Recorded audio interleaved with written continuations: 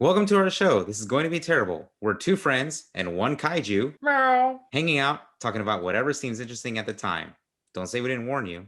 If this is your first time with us, hi, my name is Robert. Hey, I am James. And I'm Nathan. This week, we'll be covering the knockdown, drag-out Titan fight of the century. In this corner, towering at a height of 393 feet tall, the granddaddy of Kaiju himself, the deity lizard of Japan, the one, the only, Godzilla!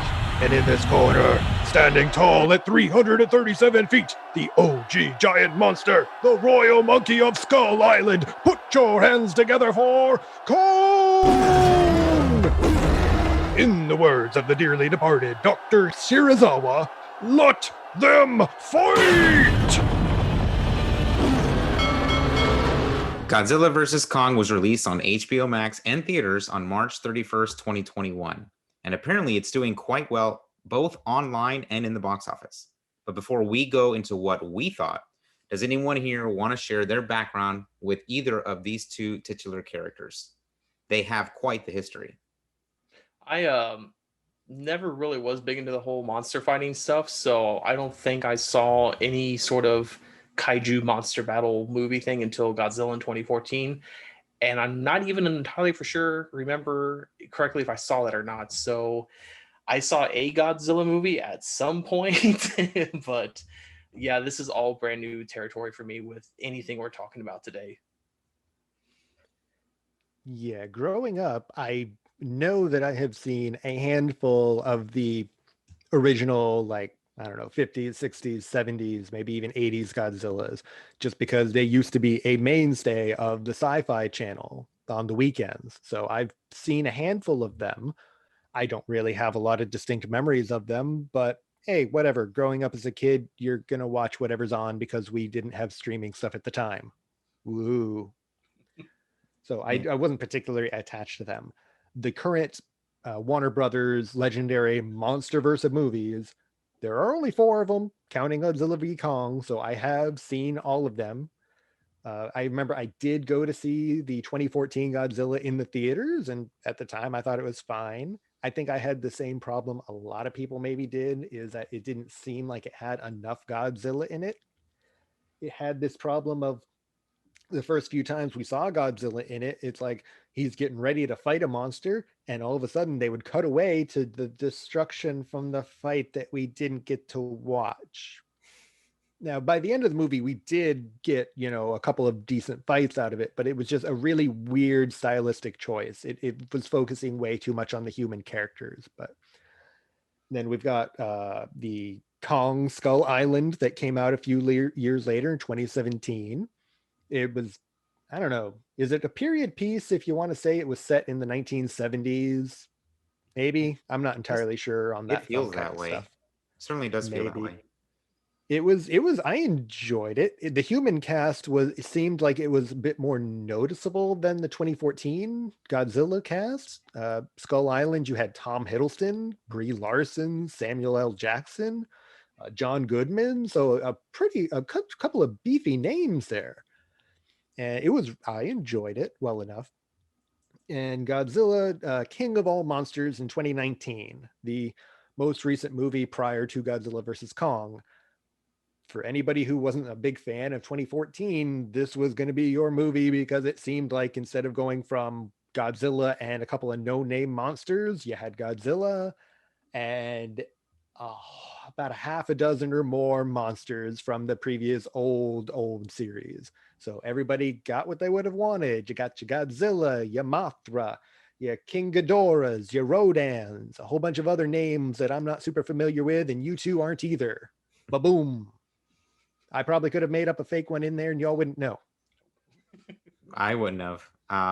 My history with Godzilla and Kong are really some of the movies that have come out. Peter Jackson's King Kong comes to mind, and the American Godzilla movie with Matthew Broderick in New York. That's the one I watched, not 2014, the Godzilla 2001. That's the one I saw. Yes. So I do remember growing up watching those movies. At the time, I enjoyed them. Rewatching them now, especially the American Godzilla one, not so great, but whatever. You know that the general the main problem that the Matthew Broderick Godzilla had was the lead up marketing to it. For some reason, somebody had it in their head that, oh man, this design, we're redoing it. It's not going to look like a guy in a suit. It's going to be super great, but we are going to hide it until the movie comes out. Even all the marketing leading up to it, zip, zilch, zero. Nobody had any idea what this thing was going to look like. And then it was just blah, to the point where nobody really enjoyed the movie, especially the Japanese. And I think there was a later Godzilla where it was like a big crossover, like think of an Avengers Endgame level Godzilla movie that came out Japan, and they had what they refer to as the American Godzilla is just Zilla, and it was basically it went into a fight with real Japanese Godzilla and got taken out in like one punch. That's how much they are not a fan of the Zilla American Godzilla. Also, basically a testament to how not great that movie was, really. And then on the recent ones, like James had broken them down, I did see the 2014 Godzilla. At least I remember parts of it. So if I saw it, I probably saw it at home. I don't believe I went to theaters to watch it. And I don't have any bad memories of it. I did see Kong Skull Island, and I did enjoy that movie very much. I do think that the characters do stand out a lot more. And I enjoyed it. I thought it was pretty good. And then I did not see Godzilla King of Monsters. Just for whatever reason, I missed out on it. Like I didn't even really know it was a thing until I think like the last year or so when I heard it mentioned somewhere else. I didn't even know the movie had existed. So I did not watch it. On the lead up to this movie, I did not go back and rewatch Skull Island, and I did not bother to rewatch 2014 Godzilla or King of Monsters, mostly because I didn't have the time.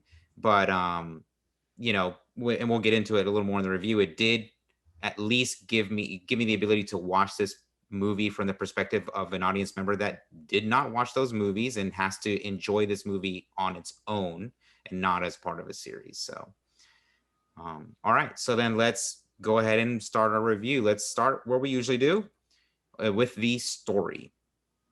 Now, again, like I just said, I didn't see, I don't remember 2014 Godzilla. I saw Kong Skull Island, but it's been some time. I didn't see King of Monsters. I thought standing alone by itself, this movie did well for me. I didn't have to know who all the characters were. I didn't need to know who all the organizations were. I was curious. If anything, it did make me want to go back and watch them now because I was like, oh, I want to know what this Monarch organization is all about and what Apex is all about and who are these characters. But it wasn't necessary to enjoy the film. I understood their purpose and what they were trying to do. I think the story laid that out well. I didn't have any major issues with the story other than, the normal things you see in movies like this, which are like, the normal plot holes that in reality, this movie doesn't happen. If they don't go to Hollow Earth and get Kong's axe, then none of this happens because, spoiler alert, Mechagodzilla's in the movie and he's really the big threat. And the only reason he becomes a threat is because they're able to get the energy from Hollow Earth to power him up enough to be able to fight Kong and Godzilla. So that's just one of those like really dumb writing things where it's like you guys couldn't have picked like a better way to like bring this power up to bring Mechagodzilla to life, because literally if Kong doesn't make it, then none of this happens. Godzilla stays asleep, Kong stays in his giant virtual cave, and the movie never happens. But then we wouldn't have this movie. So I'm kind of grateful that they were dumb and lazy in their writing. But again, that was the only weird thing about the story that stood out as like, could have been better, but I did enjoy it. Yeah, the story, honestly, anybody coming into this movie like you, Robert, or mostly you, Nathan, coming in it with no expectations of backstory, you're in it just to see a giant monkey fight a giant lizard dinosaur, and for that, it really succeeds.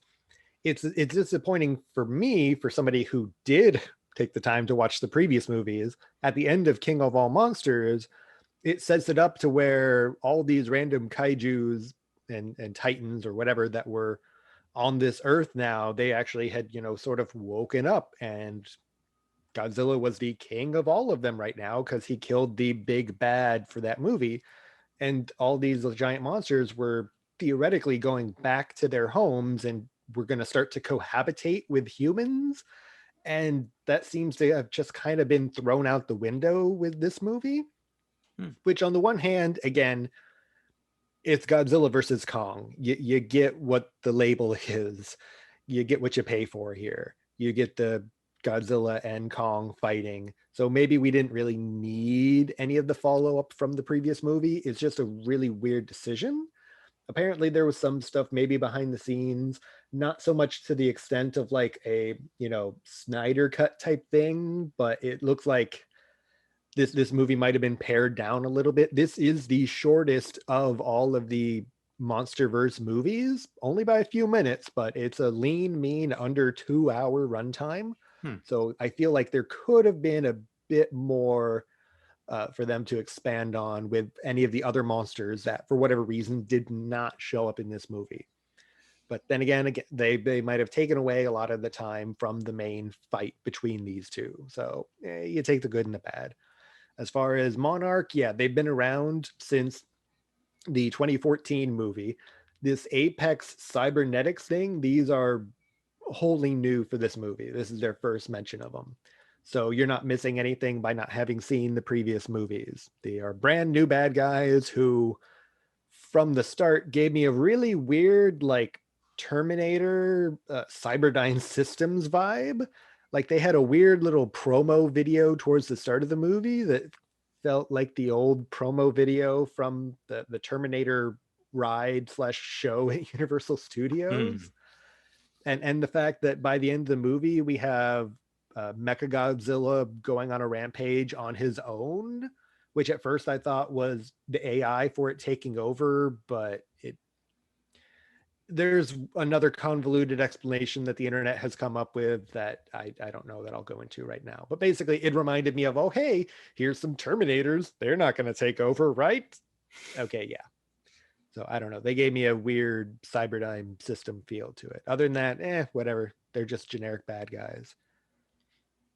But yeah, the story for it was, it did what it needed to do. Could the human characters have maybe been a little more fleshed out? We'll go into that in a little bit, but you're not here for the human characters. Well, like James said, with the title, you got what the title says. You get Kong versus Godzilla, not just once, but twice. There's two distinct battles, and I was actually kind of impressed that they worked in two different arenas for them to fight in. But the thing that I liked about the story, the little bit that's there and the little bit that is cohesive, is that the big bad guy of the Apex Corporation, or whatever it was called exactly, his whole motivation was to create a mechanical version of Godzilla. That way they didn't have to depend upon Godzilla to defend themselves from the Titans and the Kaijus and everything like that. And I was like, that's actually a really good motivation, and why he would try to find a power source to power up this Mecha Godzilla so it can have the same exact attacks, that beam atomic breath attack that Godzilla is known for. So it was a really good way to start it off and to kind of get motivation set. If this didn't really carry through storyline wise, particularly like they mentioned early on that they need Kong to guide them through to the Hollow Earth part, and Kong will be able to survive the weird gravity flux that happens when they get down to that part. And yes, he does. And yes, they survive with the equipment they have. But it didn't look like it was necessary, or even that they really needed Kong to guide them, because they knew there was a big power source down there. They could have just followed their meters to the power source. What did Kong do? They just fell down a hole, and then they followed Kong, who just coincidentally went to the same place they wanted to go anyways. So it just, things like that didn't really follow through with the story. But again, the premise I liked, and it was kind of there. I just wish they had carried it better. Yeah, it is weird that they kind of they make it a point to make Apex look evil. And their motivations don't feel too incredibly evil, right? I mean, it like you said, it makes sense that they would want the ability to protect themselves and not rely on Godzilla. What if Godzilla lost? Then they would be defenseless, and so better that they have a backup plan in case something happens to Godzilla. I don't recall there ever being a moment where they make it seem like they're going to turn that against Godzilla, right? That the motive was to kill him. So it was weird that like the movie's like trying to say, yeah, these guys are evil. Because you have, and we'll get into the characters in a minute, but you have this guy that runs that podcast that is infiltrating Apex to figure out what sort of evil thing they're up to. And they're not really up to anything super evil. Are they being very like sneaky about some things? Like, yeah, they've got like the skull crawlers and whatever. So like they're harvesting these monsters to, train the Mechagodzilla or whatever. So I guess that could like be bad if they had escaped or something. So they could be putting people in danger. Who knows how many workplace accidents occurred trying to build this thing, so I guess in that sense, but the movie doesn't really doesn't deliver on these guys really had evil motives. I mean, they do sort of telegraph it later in the movie when the main, business bad guy is like, he wants humans to be the apex predators now instead of the Titans. So yeah, they're the villains. The biggest villain giveaway was the Saiyan pod they had at the very beginning on like sub level 33 that the guy comes across. So that should have been the biggest giveaway that Apex is evil. They have Saiyans here. I was very disappointed not to see Vegeta or Goku show up in this movie. I was hoping that was going to be like the final number, but oh well. Was your disappointment over 9,000? You could say that.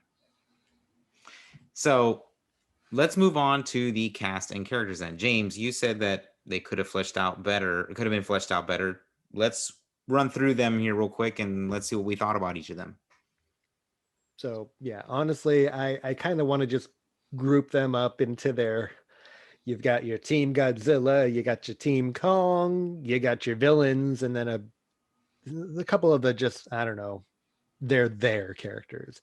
On Team Kong, you've got Alexander Skarsgård as Dr. Nathan Lind. He's the main guy who I guess had a brother who was one of them people who came up with this hollow earth theory. His brother died, and now the evil bad guy is like, hey, we want to continue your research. We can get there. Help us. And he's like, okay, hey, I know my friend. He framed her as being a friend. Rebecca Hall playing Dr. Eileen Andrews, who has been on Skull Island in a captivity place with Kong, trying to keep a watch on him. And Dr. Lind is like, hey, let's go get my friend. She knows Kong, and Kong can help us get to the Hollow Earth. And it's very convenient because Dr. Andrews has been, I don't know if she's like a legal guardian or adopted this native girl, Gia, played by Kaylee Hotley. I apologize, I don't know. Who is deaf and communicates with sign language. And we find out, spoiler alert from later, she has taught sign language to Kong. And it's really weird that everybody on Team Kong is surprised by this, because if he's been living in this captivity for who knows how long, you would think they would have an eye on him 24/7 so he doesn't escape. Wouldn't they notice all of a sudden he's learning sign language?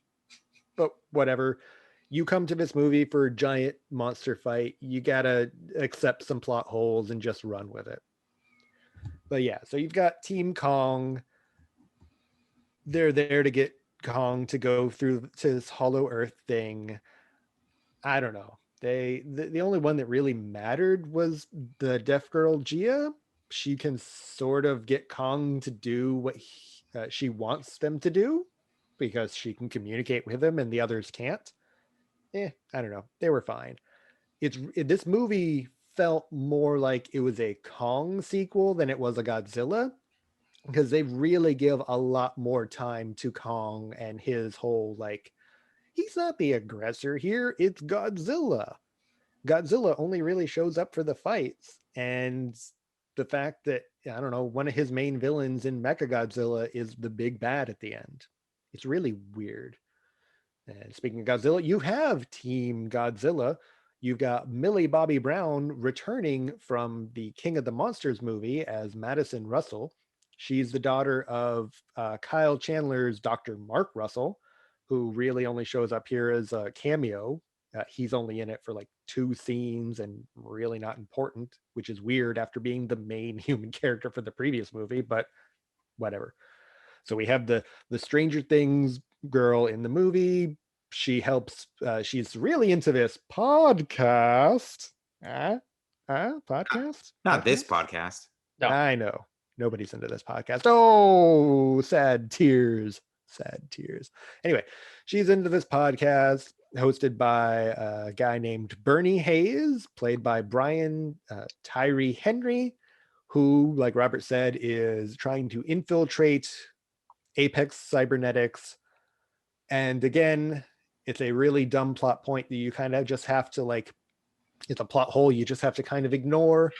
How could he be infiltrating this company for, I think it's implied to be years at one point, maybe, and nobody found out, let alone the fact that he is doing what seems to be a public podcast? Like, it seems to be easy enough to find if you know where to find it.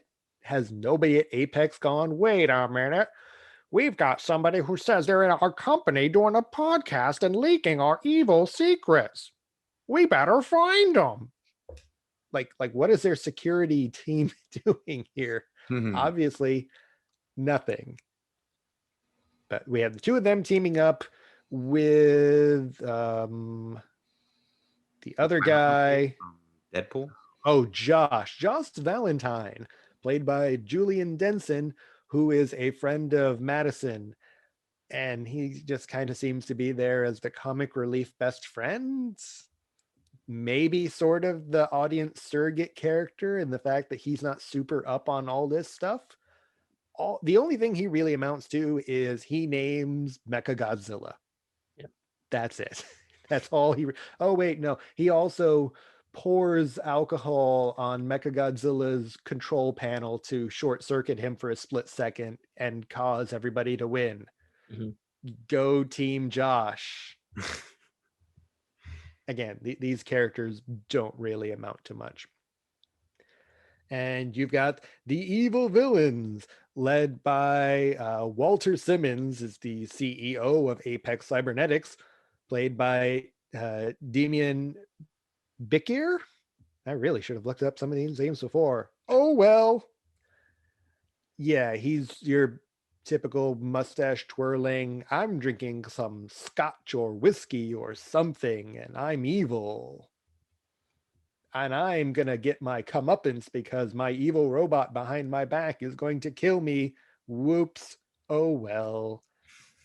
The other than him, the one thing that really kind of stumped me, we have, where is his name here?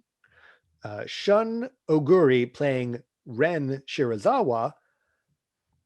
This character, I did not realize until I was reading it later, is supposed to be the son of Dr.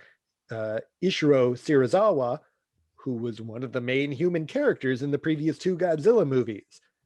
I don't, they at some point, maybe they name checked him with his last name of Shirazawa, this Ren character, but it must have like gone over my head. Nobody calls out that, hey, this guy is the son of a previously important main character. They don't really do anything with this guy. He's like the mecha pilot for Mechagodzilla, and that's about it.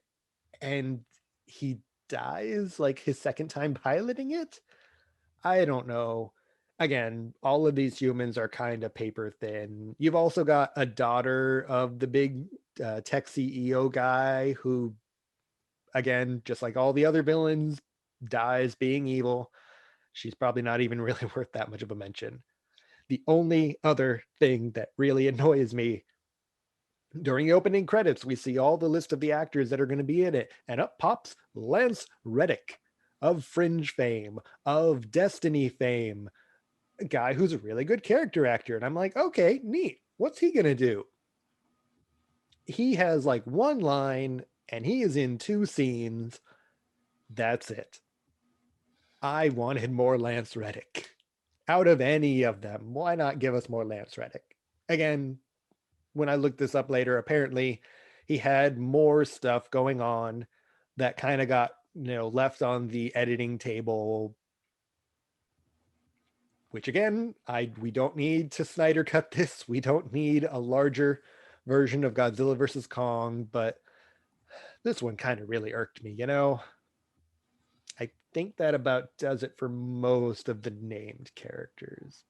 I don't Again, but who was Lance Reddick playing? Because like, I mean, I don't. He may be, from some so titles that what you I'm but what I'm I don't seeing know. on the Wikipedia page and from different articles, he was supposed to be the new director of Monarch after the previous one died in King of All Monsters.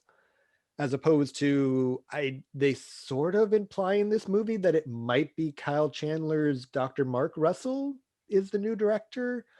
I don't know. It's all just not explained super well. Again, Hmm. this is a giant monster fighting movie that should be the main focus. Sure. But if you're going to include these characters, just, I don't know, give us a little bit more meat to chew on. Yeah.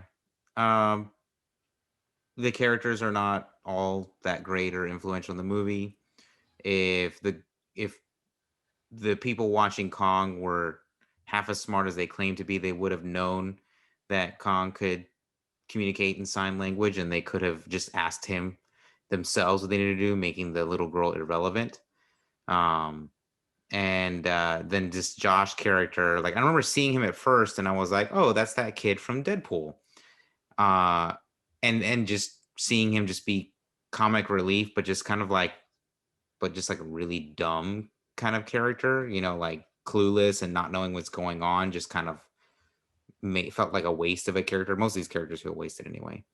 I did like the guy doing the podcast. I thought he was just crazy enough that that comedic edge worked for me.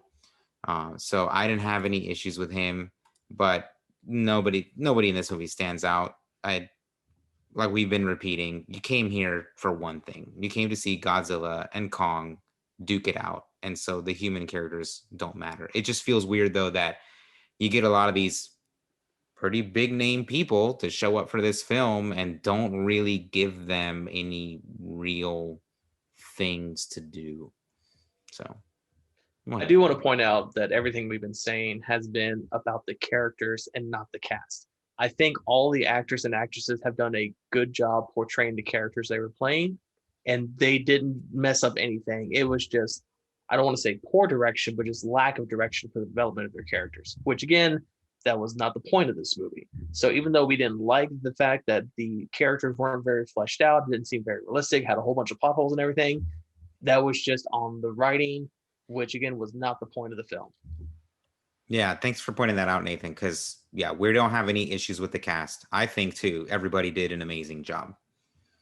So, Yeah, and now that we're done with the human characters, I guess we do need to address the main characters of the movie, being Kong and Godzilla, and I guess also Mecha Godzilla. um, I mean, I thought even for being monsters, I don't know what all there would be to say about them, but um, I do like that Kong has, a more how do you say this, like human feel to him. Like there's emotion in that character and stuff, and so that it made it connecting with Kong pretty easy. Like James had mentioned earlier, this movie does very much feel kind of like a sequel to Kong Skull Island because it is very Kong focused. Godzilla just shows up for a couple fights and to start the main plot point that he maybe has turned evil and moves on.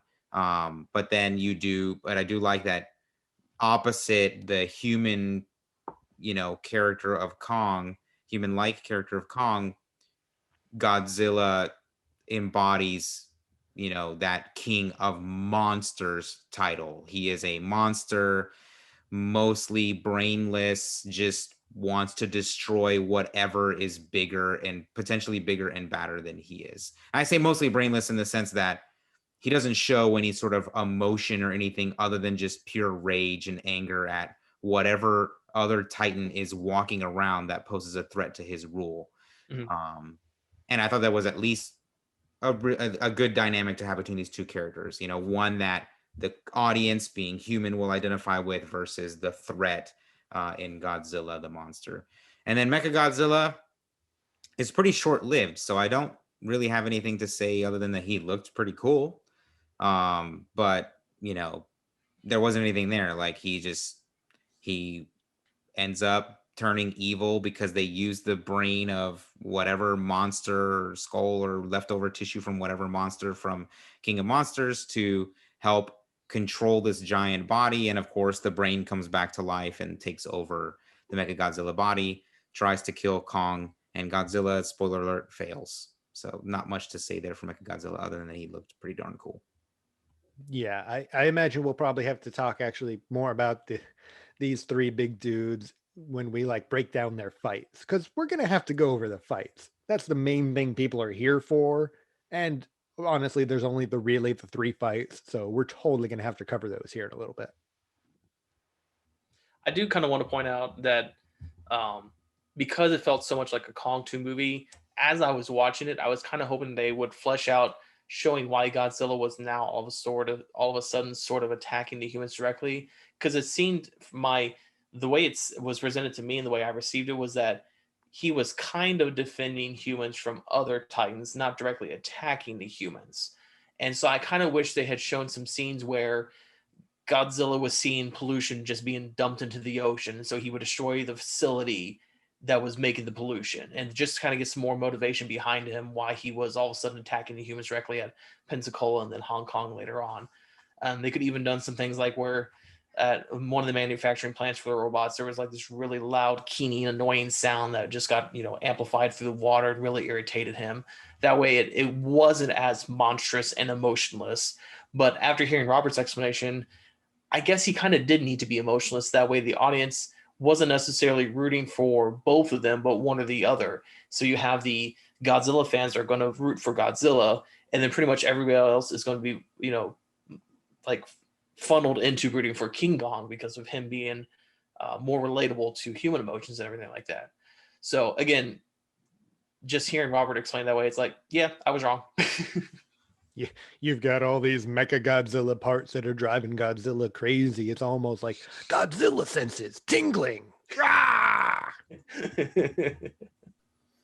All right. Well, now that we've covered the characters, this is normally where we move into the visuals. But because the visuals in this film are centered and kind of rooted so much in the fights, and we really want to talk about the three fights that happen in this movie, we'll just kind of lump these two sections together. So we're going to talk about the fights, and while we're talking about them, we can talk about the visuals too. So we do have three fights. Just to sum them up real quick, and then we'll talk about each one. The first fight, round one, we'll call it, between Kong and Godzilla, takes place in the ocean while they are taking Kong to Antarctica to go through some hole in the ground to get to Hollow Earth. And then round two takes place in Hong Kong after Kong has retrieved his axe. And Godzilla has detected the power of Mechagodzilla, though he hasn't been revealed yet. But they run into each other there and they have their fight. And then round three is kind of a tag team fight after Mechagodzilla reveals himself and has turned evil. Then Kong and Godzilla team up to defeat Mechagodzilla. So let's begin with round one, the fight in the middle of the ocean. I thought this was pretty cool. The tension was kind of the tension build up. Sorry that I'm stumbling so much. Was great because Kong is kind of tied down. He's sedated because they don't want him to flip out in the middle of the ocean on this boat and kill everybody. So the tension buildup is great. Godzilla shows up and they kind of have this fight that involves the water and Kong kind of being drowned slightly. And so I like that this was a very good, very tense. Holy crap, I know this is the first fight, so no one's definitely going to die, but their tension was still there. So I enjoyed this fight. The only thing that kind of like just weirded me out, and this is mostly thanks to like memes and stuff online, is that Godzilla must have really long legs to be able to stand up and do some of the things in some of these areas. So the depth of the ocean isn't always, makes sense, but they do make it a point to show like Godzilla swimming and kind of floating underneath and shooting beams up and stuff. So visually, this fight was great. I thought the water effects were really cool. Though ain't nobody on any of those ships surviving anything. There is a moment where the ship that they're on with Kong kind of capsizes, but then Kong flips it back over as he's recovering. I'm sorry, everybody on that ship is dead. There's no way they're all surviving the massive concussions and multiple bone breakings that's going on as they're being flipped around the different cabins on that ship. Other than that, this was a cool fight. Yeah, out of the hour 53 runtime, this first fight clocks in at around the 38-minute mark. So that's actually not that bad. I know, again, the complaint from some of the previous Godzilla American, MonsterVerse movies could be that they maybe take their time to get to the Godzilla bits, especially in the 2014 one. This one, at least, early on in the movie, we get to see Godzilla and Kong early on, especially with the Godzilla, attacking the Pensacola, the Apex facility and everything. But this fight, going in, everybody had to know this was going to be Godzilla's one to win. It's out on the open water. Yeah, Kong has a little bit of space on these boats, but it's not nearly enough to make up for the fact that Godzilla swims through water for a living. Like, that's where he makes his big money. There was no way Kong was going to take this fight. And he didn't. He almost drowned Kong. So point goes in Godzilla's corner on this one. Kong did get a couple good licks in there, but like even with the military's help, it did not matter at all. But yeah, I thought it was a pretty good fight. For all of these fights, actually, real quick, they are a lot better than the ones in King of All Monsters and 2014 Godzilla, in the fact that those movies, all of their fights were either at night or in the rain. So you really couldn't see a ton of what was going on. This fight on the ocean, happening in the daylight.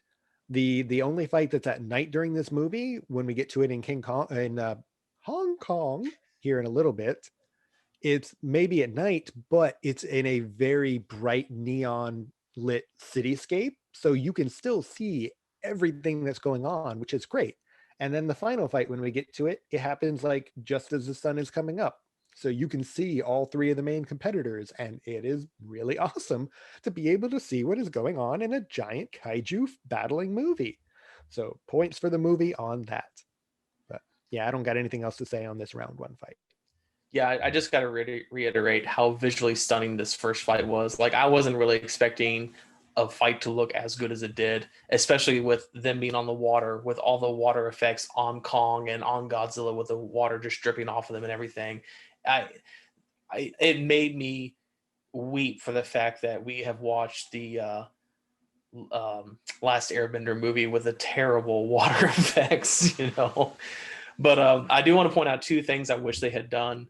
I really wish when Kong jumps over to the aircraft carrier that there was a moment, however brief, where he does like a surfer pose on it or something. I just thought that would have been like a really quick little funny little gag to do. And two, I kind of didn't like this Nathan. This is Kong, as in King Kong, not Donkey Kong. My bad.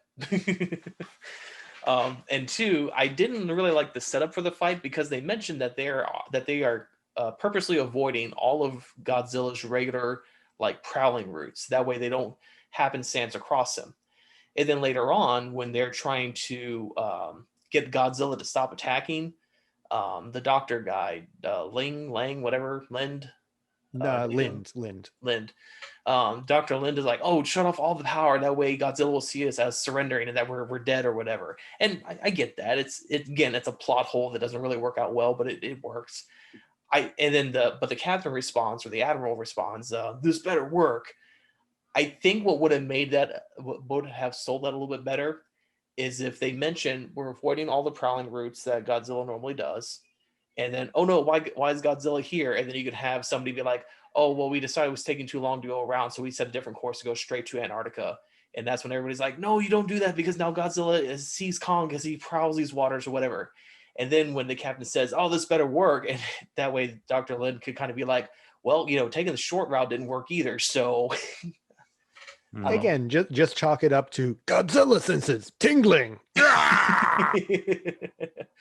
But yeah, it was a good fight. Great visuals. I definitely almost want to rewatch the movie just to see this fight.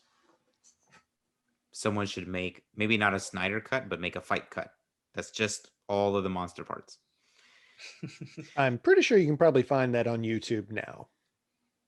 So moving on to round 2 in Hong Kong at night in a brightly lit city, we get Kong with axe versus Godzilla. And this was another great fight. I liked the fight on the ocean a bit more than this one. For me, I didn't feel like there was ever a moment where Kong had an edge. Like, they make it feel like he's got the axe, therefore he's got this edge against Godzilla that maybe Godzilla's not expecting. And spoiler alert, Kong loses, but it made sense. Like, there was just, as great as this fight was and as visually stunning as it is, being in at this cityscape at night and everything, and the lights brightly lighting everything, and some of the effects with the axe and everything are really cool. Again, all the visuals in this movie are very stunning.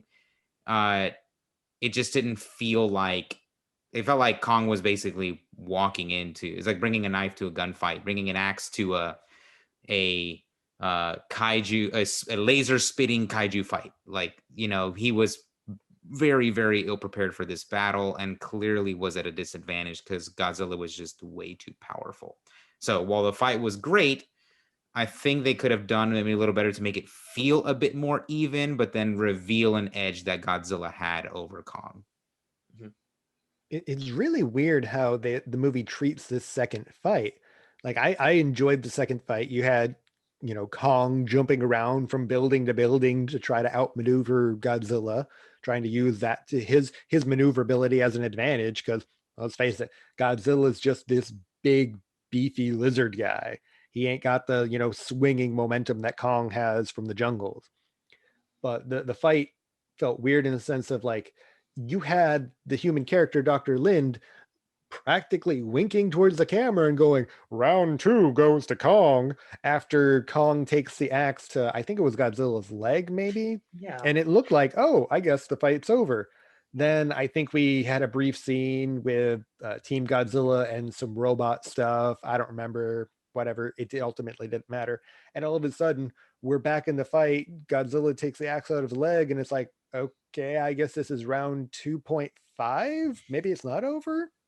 It just felt weird for them to specifically call out the round's over, and then it just keeps going, and ultimately, Kong loses the fight again, and you have Godzilla kind of giving him like a showing Kong who's boss roar at the end of it, and it's like, oh, all right, I guess the round doesn't go to Kong. But I still really enjoyed it. The neon landscape, cityscape for this, it felt really similar to like Pacific Rim, honestly. I need to go and rewatch that again. I think I've mentioned that in previous episodes.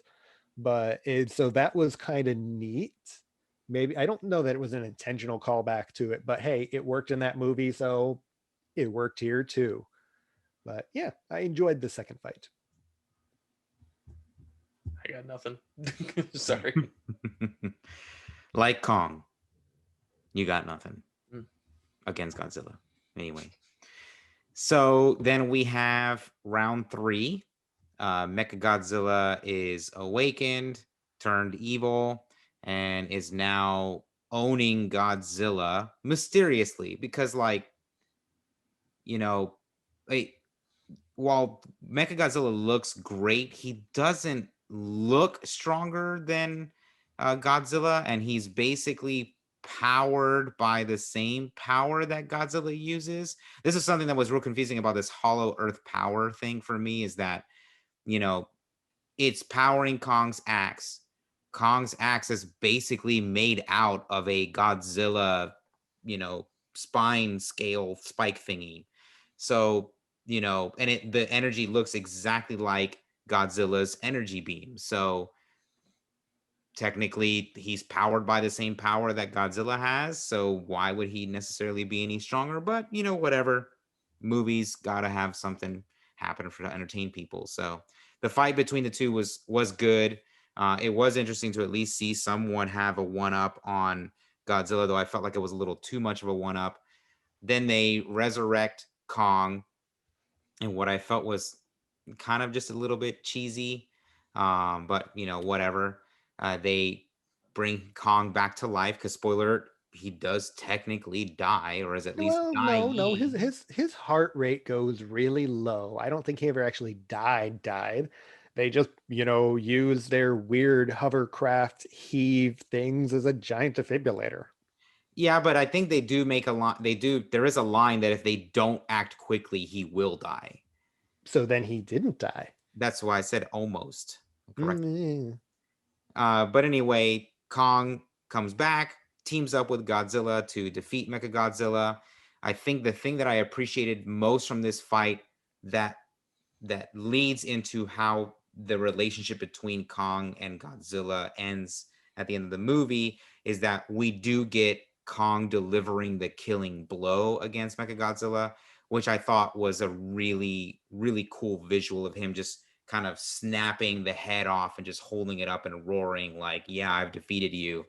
And then, right afterwards, we kind of get this, they lock eyes, Kong and Godzilla, like, okay, I could kill you, but you did help. You just did kind of save my life. And that kill was pretty sweet. So let's just let bygones be bygones for now, maybe.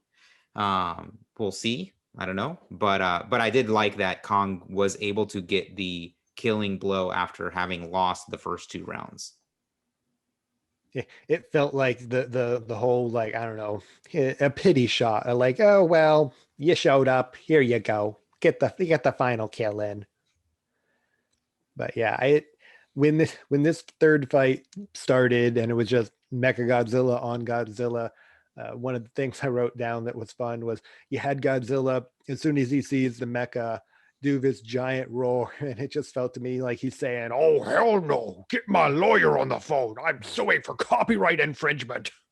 Because yeah, if Mechagodzilla looks pretty close to the Godzilla. And the only thing that's is really neat because he's got all these, technological upgrades. He's got like shoulder booster jets, so he can actually get some real force going behind his punches. And of course, he's got his, beam breath that kind of mirrors Godzilla's beam breath. And what I liked is when he has Godzilla on the ropes, Mechagodzilla does the same kind of move that Godzilla had done in the previous MonsterVerse movies, where he's going to, all right, he's got him locked on the ground and he's going to open up his jaws and he's going to use that beam breath going down, and he's going to kill him with that. That was something Godzilla did quite a bit in these previous movies. So it was real neat for them to have that almost happen again as a finisher here. But and then, hey, it turns into a tag team match and Kong comes in and fight. Everybody, whatever. Woo, the good guys win. And you've got, again, the mutual respect between Godzilla and Kong. Yeah, this fight was really nice. It sort of surprised me. So when Kong is, busting through with the powered up axe and everything, which that was actually a pretty cool moment. When you had the whole, like, Godzilla shooting at the axe, it's like, oh, here's a power up, bro. Cool. But he's slicing through Mechagodzilla and like a whole bunch of, like, I guess oil or something is coming out of it. I wasn't expecting there to be some, oil, like, gas or oil or something coming out of it, which is really weird that I'm thinking of it because all that stuff is like, old dinosaur bone based, right? Sort of. But anyway, I don't know. That felt a little off. But yeah, I enjoyed the design of Mechagodzilla, and I thought the fight between the three of them was really good. Same. So just to add there quick, because I had missed that. Yes, a lot of those little technological upgrades for Mechagodzilla were really cool. It gave the advantage that Kong had over Godzilla in the maneuverability department. because he was able to kind of like jump and then like boost over to where Godzilla was and kind of outmaneuver him too. So that was pretty neat there, kind of showing that Mechagodzilla had the best of both worlds, the sheer brute force and power of Godzilla, but then the maneuverability of Kong, making him Yeah, a pretty formidable. and while I'm not super, well up on all the previous appearances of Mechagodzilla in the old Godzilla movies, apparently a lot of these upgrades, including the drill bit tail, are things that previous versions of the character had. So that's also pretty cool. Very neat to call back old stuff like that. All right, so that about covers all of the different sections of the, that we normally talk about when we look at these things. So let us share our final thoughts. I thought the movie was great. I enjoyed it. I like that you don't have to watch the previous movies to kind of get what's going on, because we've been saying it all along. You came here for one thing, see Kong fight Godzilla. You get that twice, and then you get the bonus of a tag team against Mechagodzilla.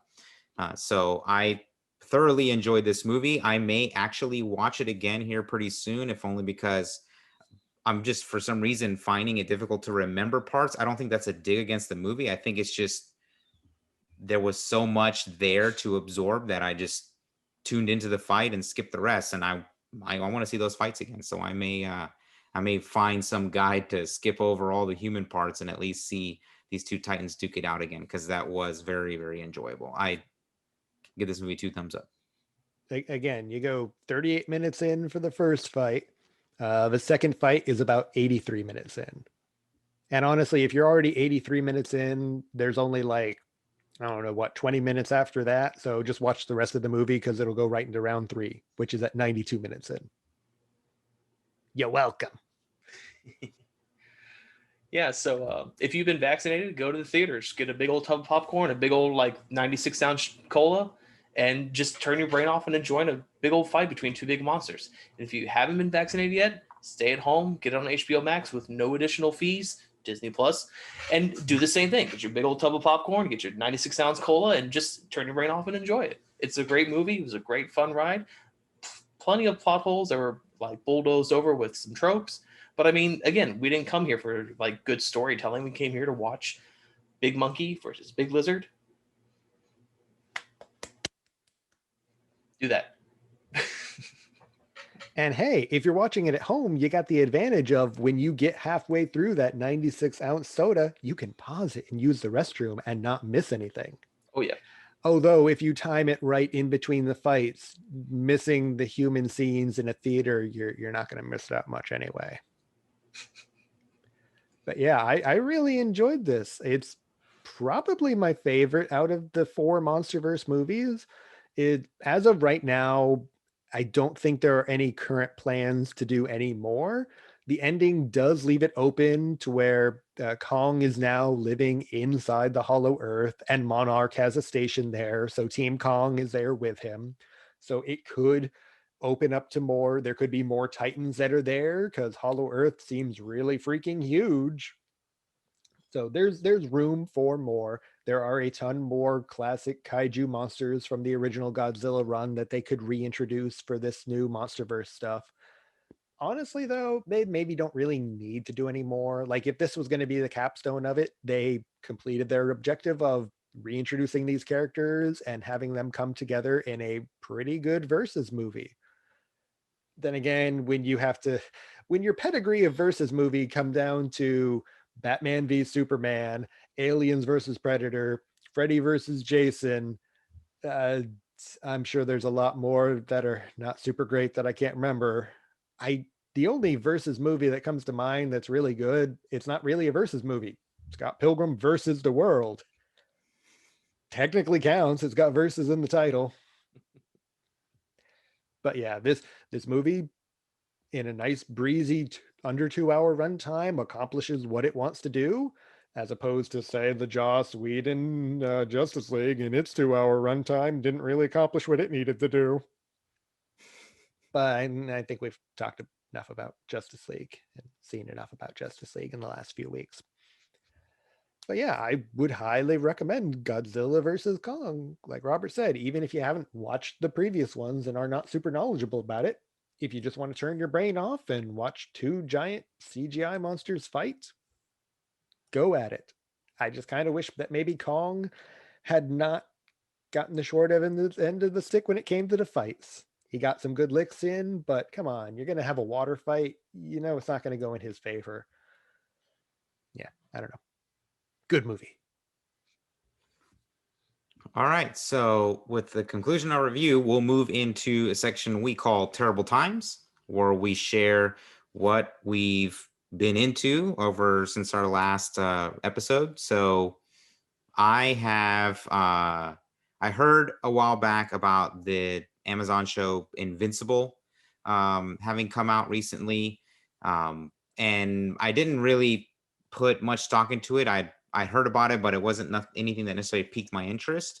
I was watching Falcon and Winter Soldier, which has been very good so far, but I don't know. I think I was just out of stuff to watch on YouTube one day, and I was just looking for something to watch, and I fired up Amazon Prime Video and saw that Invincible was there, and I was like, oh, I guess I'll give this a shot. Watch the first episode at least and see what this is all about. 4 hours later, I'm through all the 4 episodes that are already out, and it's actually really good. It is definitely more adult than any other sort of comic-based cartoon you will see. So this is not for children. This is for adults. So do not let your children watch Invincible. But I am thoroughly enjoying it. It started off a little weird at first, the first half of the episode, some cheesy lines and stuff like that.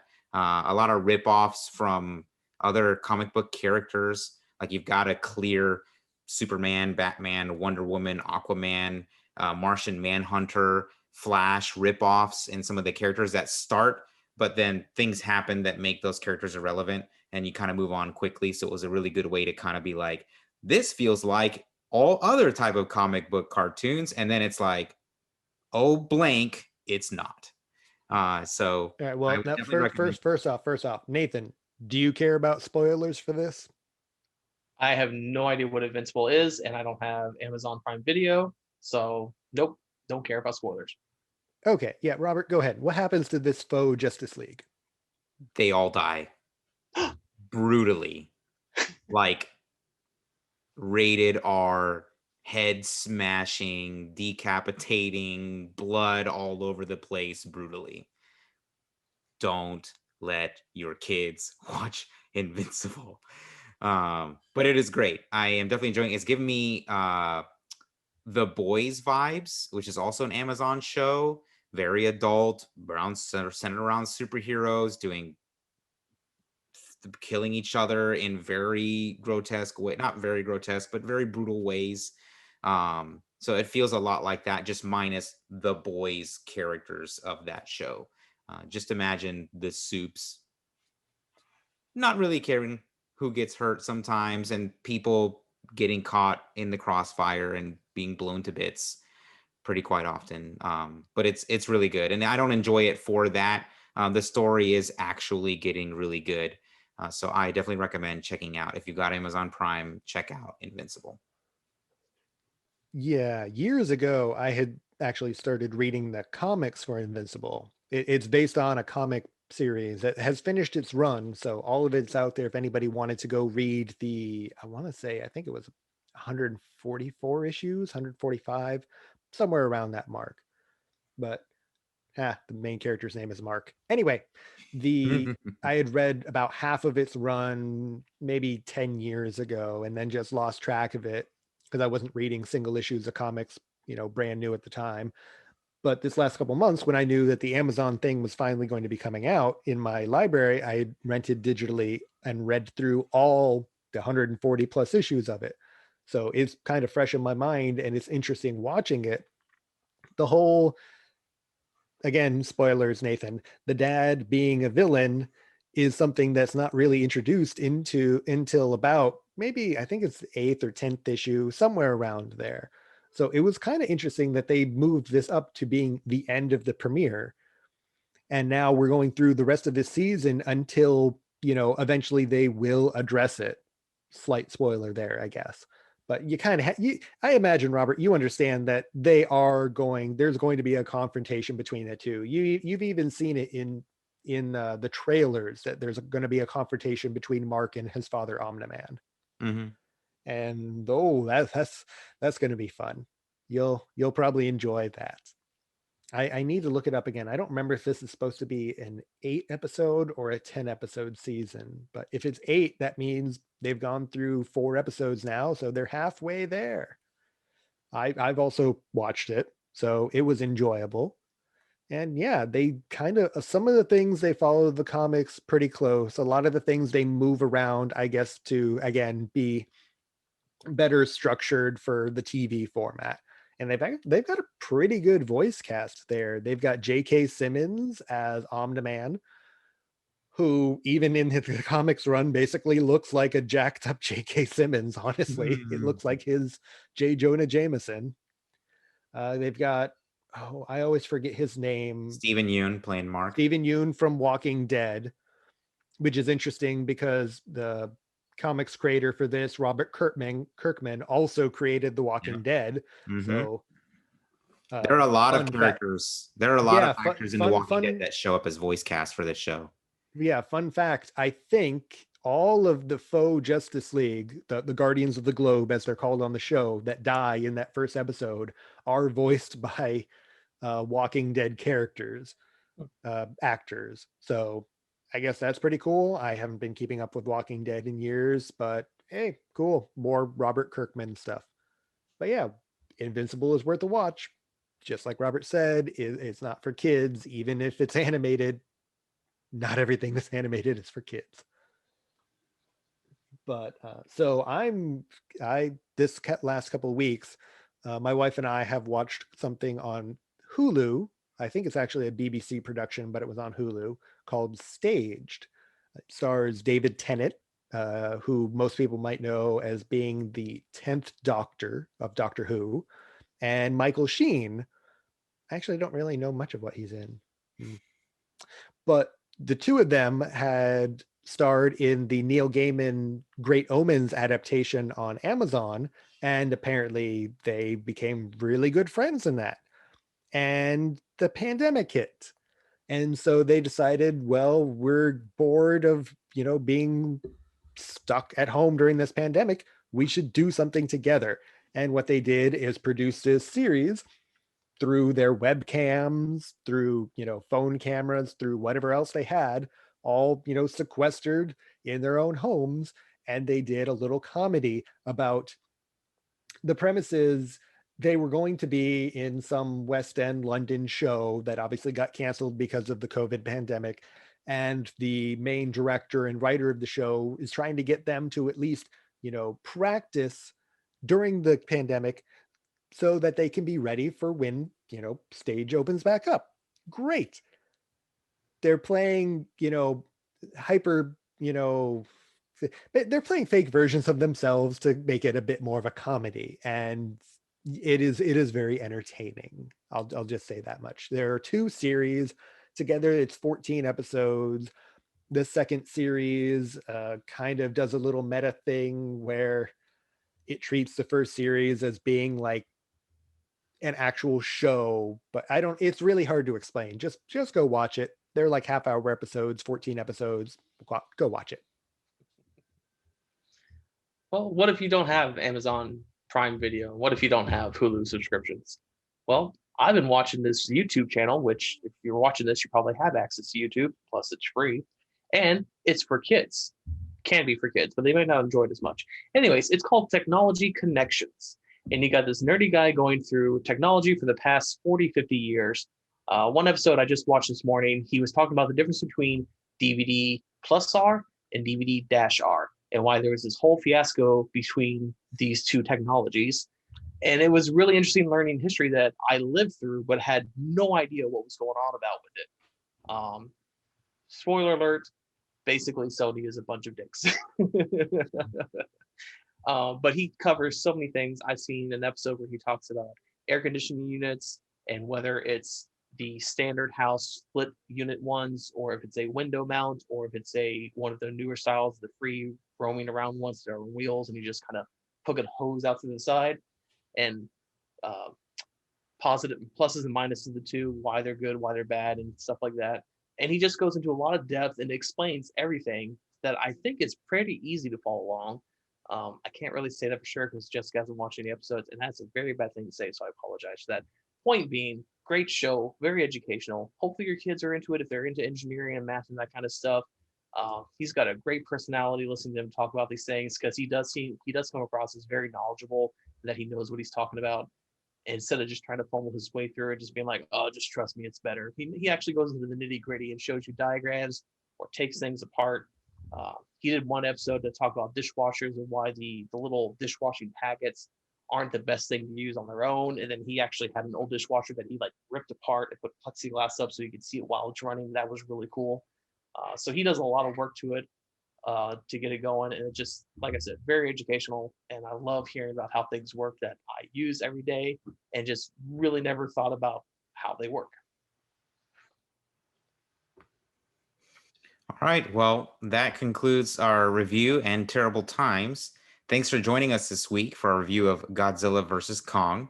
We'd like to know your thoughts. Be sure to leave them in the comments below, or if you're listening to us on your favorite podcast app, you can check out our Facebook page. Just search for This Is Going to Be Terrible Podcast on Facebook and leave us feedback there, or email us at thisisgoingtobeterribleshow@gmail.com.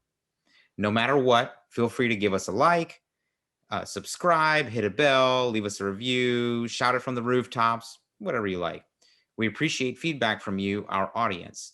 Who knows? Maybe you too can get a shout out from us in our next episode.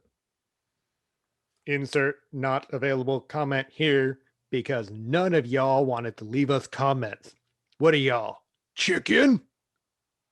But seriously, we appreciate feedback.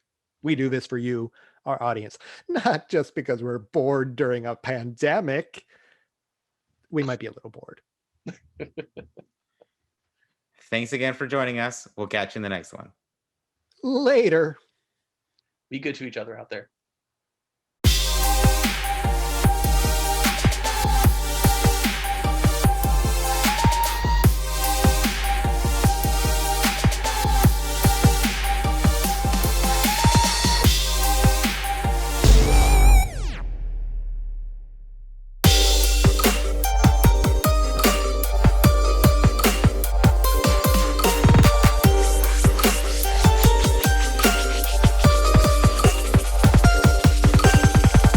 I thought it was like some kind of character, like Sun Tzu, or not character, but like some.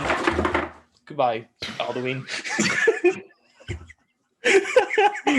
What was that? I did not intend for this to turn out to be a blooper. I'm so sorry.